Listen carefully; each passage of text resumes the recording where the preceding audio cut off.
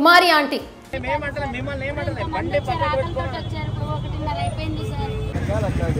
గత కొద్ది రోజుల నుంచి అన్ని రకాల సోషల్ మీడియా ప్లాట్ఫామ్స్ లో వినిపిస్తున్న పేరు. ఇవాళ నన్ను ఒక్కదాన్ని అమ్ముకోనికుండా నా ఒక్కదాని వ్యాన్ ఎందుకు ఆపారు? మరి బారు అందరూ అమ్ముకుంటున్నారు, బిజినెస్ చేసుకున్నారు కదా. ఫుట్పాత్ మీద ఫుడ్ అమ్ముతూ ఉండే ఆమె ఒక్కసారిగా ట్రెండింగ్ గా మారింది. గత 10 ఏళ్లుగా ఫుట్పాత్ మీద భోజనం అమ్ముకుంటూ జీవనం సాగిస్తున్న కుమారి ఎప్పుడూ లేని విధంగా ఒక యూట్యూబ్ ఛానల్ ఇంటర్వ్యూతో బాగా ఫేమస్ అయింది. మరి ఇవాళ నా బతుకు నా ఉపాధి కోల్పోతున్నానంటే మరి దానికి మరి మీరు ఏం న్యాయం చేస్తారో చేయండి. తన వంటకాలతో భోజన ప్రియులకు కడుపు నిండా భోజనం పెట్టడమే కాకుండా తద్వారా ఊహించని ఆదాయాన్ని సంపాదిస్తోంది కుమారి ఆంటీ. ప్రస్తుతం ఈ కుమారి ఆంటీ చిక్కుల్లో పడింది. దుర్గం చెరువు కేబుల్ బ్రిడ్జ్ సమీపంలో ఉన్న ఐటీసీ కోహినూరు ప్రక్కన ఉన్న రోడ్లో మధ్యాహ్నం వేళ ఒక పాక వద్ద స్ట్రీట్ వెండర్ కుమారి ఆంటీ ఫుడ్ బిజినెస్ నిర్వహిస్తోంది. అయితే అక్కడ భోజనం చేయడం కోసం కింది స్థాయి ఉద్యోగుల నుంచి ఉన్నత స్థాయి ఆఫీసర్ల వరకు ప్రతి ఒక్కరూ వస్తుంటారు.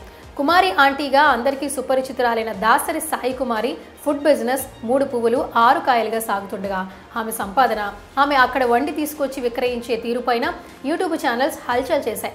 దీంతో కుమారి ఆంటీ తక్కువ సమయంలోనే ఫేమస్ అయిపోయింది. దీంతో ఎక్కడి నుంచో పబ్లిక్ వచ్చి మధ్యాహ్నం వందల సంఖ్యలో అక్కడికి రావడం, ఫుడ్ తినడం మొదలుపెట్టారు. అయితే అదే ఆమెకు ఇబ్బంది అయింది.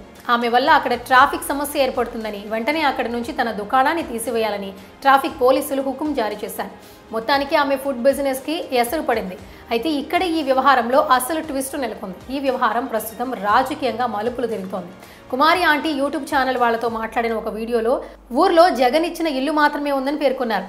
ఇక ఆ క్లిప్ను వైఎస్ఆర్ కాంగ్రెస్ పార్టీ తన సోషల్ మీడియా ఖాతాలో షేర్ చేసి సామాన్యులే మా స్టార్ క్యాంపెయినర్లు అంటూ ప్రచారం మొదలుపెట్టింది. సీఎం వైఎస్ జగన్మోహన్ రెడ్డి చెబితే వెటకారం చేసిన పెత్తందారులకు దిమ్మ తిరిగిపోయేలా చేసిన దాసరి సాయి కుమారి అంటూ సోషల్ మీడియాలో పోస్ట్ పెట్టింది వైసీపీ. ఆమె తనకంటూ ఆస్తి ఉందంటే అది జగనన్న ఇచ్చిన ఇల్లు మాత్రమే అని చెప్పడంతో మంచి చేస్తే గుర్తింపు ఇలా ఉంటుందని చంద్రబాబును, పవన్ కళ్యాణ్ను టార్గెట్ చేసి వైసీపీ పోస్ట్ చేసింది. ఈ వీడియో కారణంగా కుమారి ఆంటీని అక్కడి ట్రాఫిక్ పోలీసులు ఇబ్బంది పెడుతున్నారని మరో పోస్ట్ పెట్టారు వైసీపీ పార్టీ వాళ్ళు.